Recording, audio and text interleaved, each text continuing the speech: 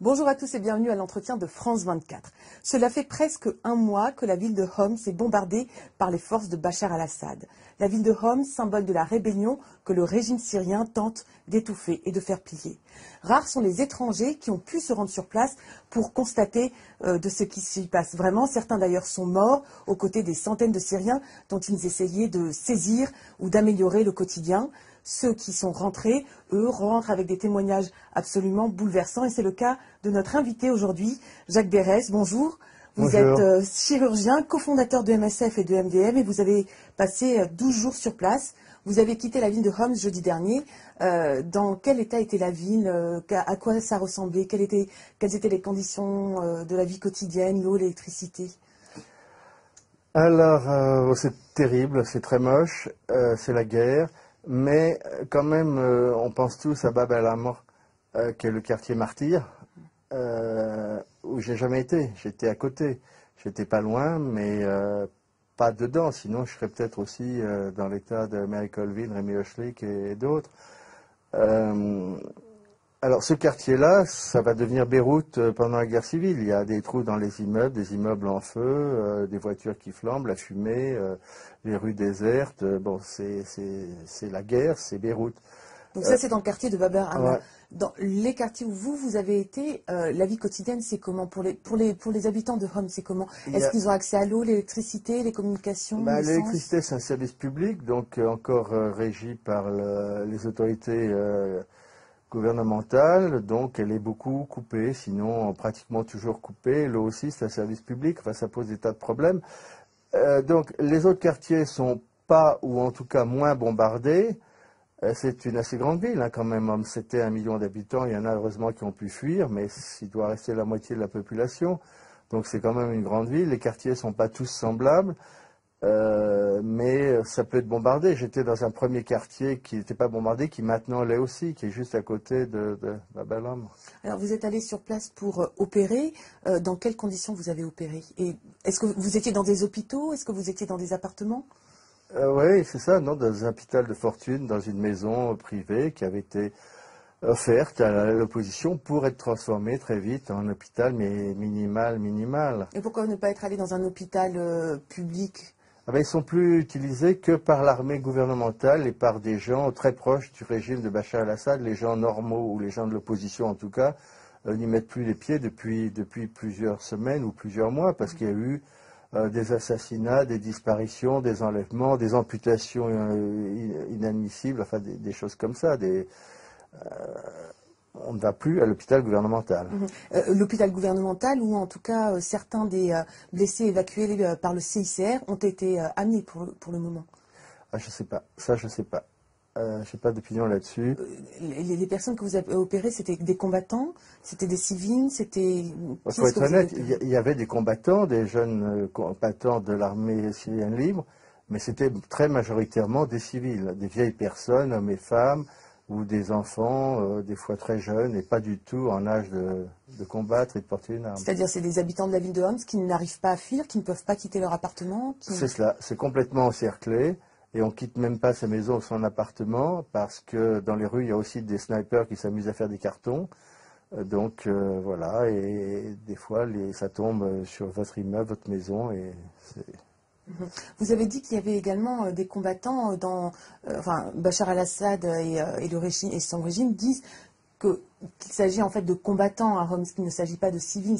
Pour vous, est-ce que c'est un régime qui tire sur une population civile ou est-ce que c'est une guerre civile finalement? C'est totalement un régime qui tire sur une population civile. C'est de l'assassinat de masse, c'est honteux. Et c'est honteux que la communauté internationale, enfin c'est honteux, c'est terrible que la communauté internationale ne trouve pas moyen d'arrêter ce carnage, ce bain de sang. C'est d'une injustice totale, ça n'a rien d'une guerre civile, enfin ça va peut-être le devenir effectivement, mais il faut se rappeler que ces gens admirables de courage et de détermination qui veulent juste leur liberté, ils ont droit à leur liberté comme tout peuple. Ils ont fait pendant des semaines et des mois des manifestations totalement pacifiques, avec même pas un lance-pierre. Ils se sont fait tirer dessus à balles réelles par des fous furieux en face. Et que, bon, il faut un jour décider de se défendre. Enfin, on ne peut pas voir tomber la fleur d'une génération simplement parce qu'ils agitent des pancartes. J'ai eu je ne sais pas combien de jeunes avec des éclats d'obus dans les membres parce qu'ils étaient à une manifestation pacifiste. C'est pas possible. Vous avez dit tout à l'heure que vous avez vu des combattants, c'était des combattants syriens, de l'armée syrienne libre, ou bien également des combattants étrangers. Certains reporters disent avoir vu peut-être aussi des salafistes. Alors, combattants étrangers, personnellement, j'y crois pas un instant. Non, ils se connaissent tous entre eux, ils ont des liens de cousinage, etc. C'est des jeunes qui ont fait défection, heureusement, de l'armée de Bachar. Je dis heureusement parce qu'ils ont des pertes, un taux de perte inacceptable, insoutenable. Ils sont blessés, les autres sont beaucoup mieux équipés. Et ce qui rétablit la balance, c'est qu'il y a beaucoup de défections, beaucoup d'abandon par les soldats de Bachar el-Assad, de leur poste, et ils rejoignent l'armée syrienne libre. Il y en a même qui rejoignent avec des tanks. Vous parlez d'un taux de perte. Tous les jours, certaines organisations syriennes, en particulier l'organisation syrienne, l'Observatoire syrien des droits de l'homme, fait un compte-rendu du nombre de morts. Est-ce que vous avez rencontré les observateurs sur place? Est-ce que vous savez comment ils font cette comptabilité finalement? Oui, ils le font très bien, presque trop bien, parce que la réalité est au-dessus de ça. D'ailleurs, ne sont comptabilisés comme morts que ceux dont on connaît l'identité, qui a pu être transmise jusqu'à la mosquée où les muezzins déclinent leur identité. Mais il y en a qui sont disparus, ce qui veut dire morts, en prison, ce qui veut dire au sort incertain, ou ensevelis sous des décombres. Enfin bon, les chiffres sont sûrement au-dessus, malheureusement. Pour vous, une intervention humanitaire est indispensable aujourd'hui à Homs? Ce serait la moindre des choses, hein, une intervention humanitaire. Mais sous quelle forme? Au moins de couloirs humanitaires. Vous savez, le droit d'ingérence qui a été défendu mis au point et défendu par Bernard Kouchner et Mario Bettati, mes amis, a été adopté par les Nations Unies en principe, et depuis, ça bouge pas, au contraire.